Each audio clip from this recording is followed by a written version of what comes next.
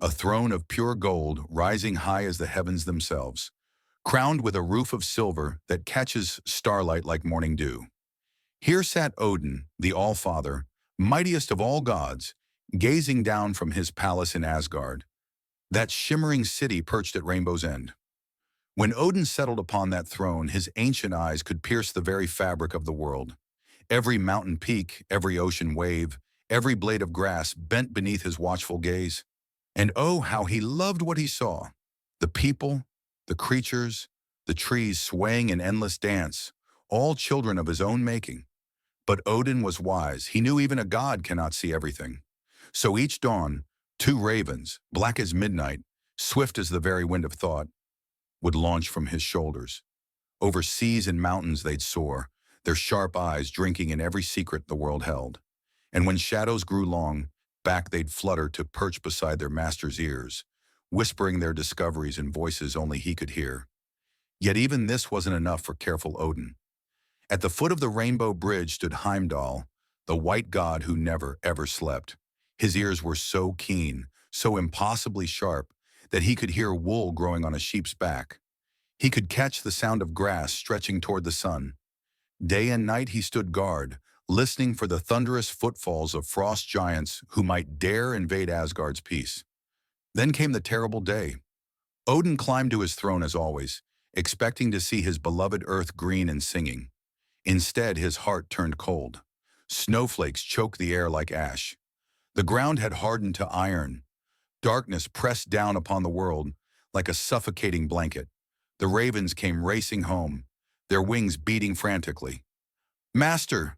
Master!" they cried. "Hoder has come! Hoder, the blind god of darkness! He has seized the earth in his terrible grip." From below, Heimdall's voice rang out like a funeral bell.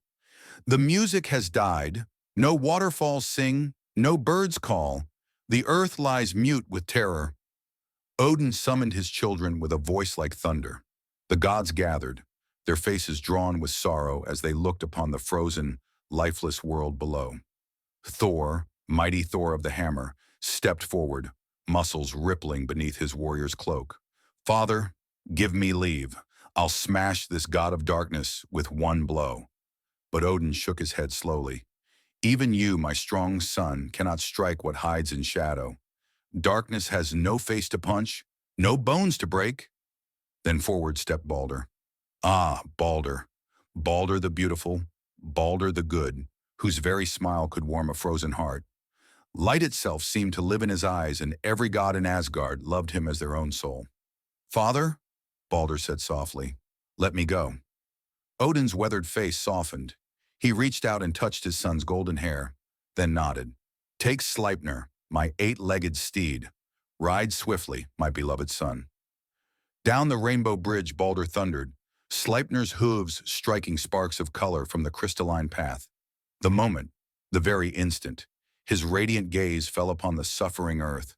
Something stirred, a tremor, a pulse, the faintest whisper of hope. But Hoder was no weak enemy. The blind god marshaled every shadow, every cold wind, every icy finger of darkness he possessed. The earth lay caught between them, frozen in the balance, as still as death itself. Thor would have fought. Thor would have raged and struck and battled until mountains crumbled. But Baldr simply smiled. He smiled at the frozen streams. He smiled at the buried seeds. He smiled at the earth itself and whispered, "Wake up. Please, wake up." And slowly, so slowly, the blind god began to retreat. He could not bear the light of Baldr's face. Step by step, shadow by shadow, Hoder fled back to his dark realm. Crack, the ice split. Splash! The streams leaped joyfully free, singing songs they'd thought forgotten. Birds materialized from nowhere, their voices ringing like silver bells. Flowers erupted from the ground in riots of purple and gold and crimson. Everywhere Baldr walked, grass sprang up beneath his feet as if each blade had been waiting just for him. Trees exploded into blossom, their branches heavy with pink and white glory. Squirrels chased their tails in dizzy circles. Rabbits hopped in wild figure eights. The whole world danced. Never, never had the earth been so achingly, heartbreakingly beautiful. But in his realm of shadow, Hoder waited, plotted, nursed his hatred like a flame in cupped hands. He knew he was only banished, not defeated. Odin knew it too.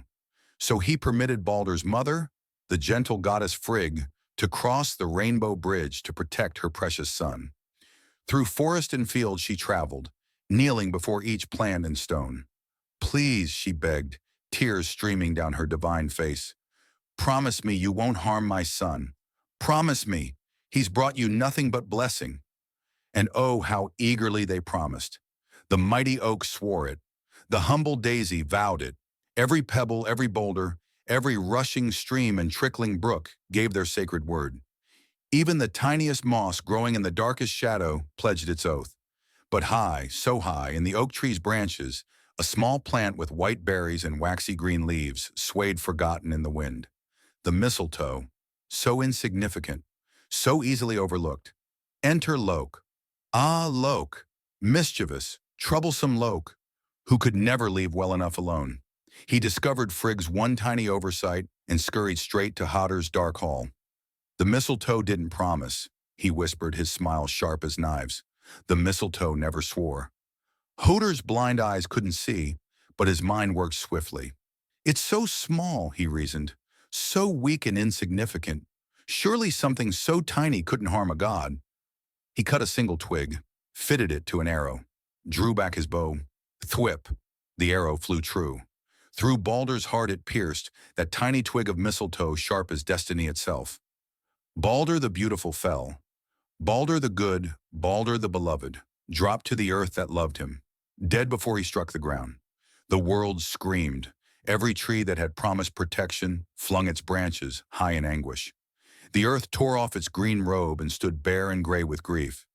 Flowers shriveled, birds fell silent, darkness rushed in like a flood. But here's the thing, the one beautiful, bittersweet thing. Because Baldur had once lived and walked upon the earth, because his light had once touched every stone and stream, Hoder's victory could never be complete. He could make the earth cold, yes, but only for half the year. He could make it dark, but only for half the day. Baldur's light had changed something fundamental, something eternal. And even now, if you listen carefully on winter mornings, when darkness still holds the world, you'll hear the wind moaning through the trees. Those same trees that promised protection and failed, now flinging their great arms in perpetual grief. If you rise early enough, before the sun breaks the horizon, you'll find the grass and stones covered in tears shed through the long night.